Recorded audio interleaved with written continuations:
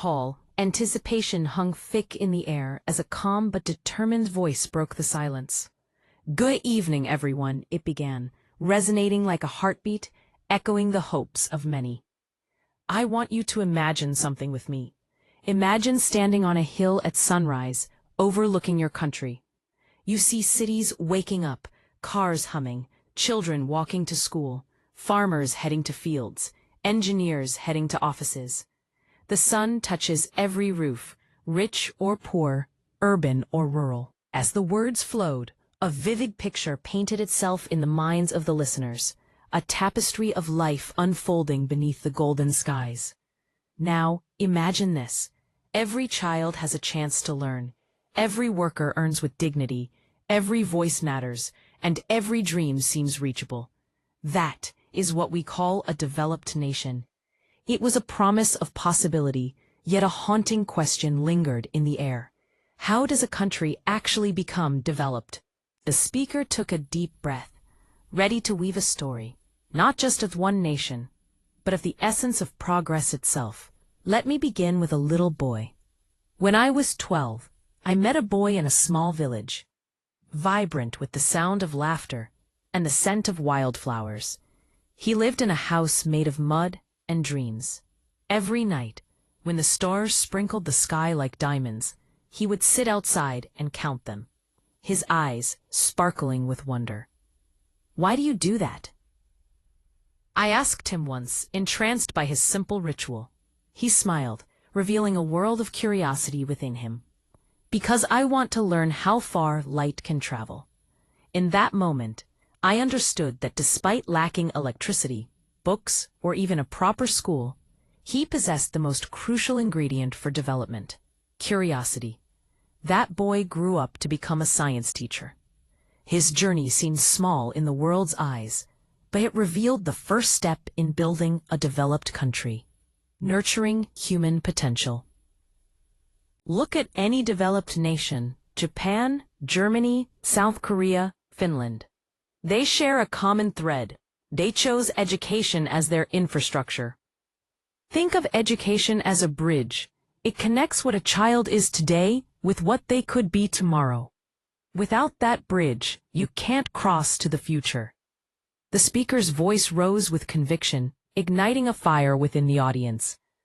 But education alone isn't enough. It must be creative, practical, and fair. A developed nation doesn't just produce workers. It cultivates thinkers, innovators, and leaders.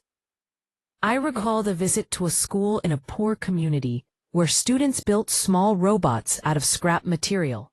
No fancy labs, just imagination. When I asked the teacher how they managed, she replied, "We don't teach them what to think. We teach them how to think." Now came a heavier truth: leadership and corruption. A country cannot grow if its roots are poisoned. When leaders use power for personal gain, they steal not just money, they steal time, they delay generations of progress. The speaker's tone turned somber, yet there was a resilient glimmer in his eyes. He painted a picture of Singapore, once destitute, now thriving through honest governance. In a developed nation, public office isn't a throne, it's a responsibility. Transparency, accountability, and justice aren't optional.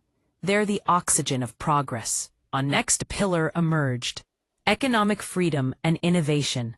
True economic development begins when people are free to create, trade, and innovate. The audience leaned in, captivated by the vision of a world where a farmer with access to fair markets becomes a small businessman, where a young woman with internet access becomes a global entrepreneur.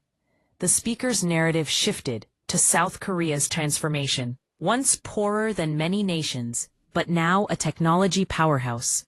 Development isn't about copying others, it's about creating conditions where every citizen can contribute.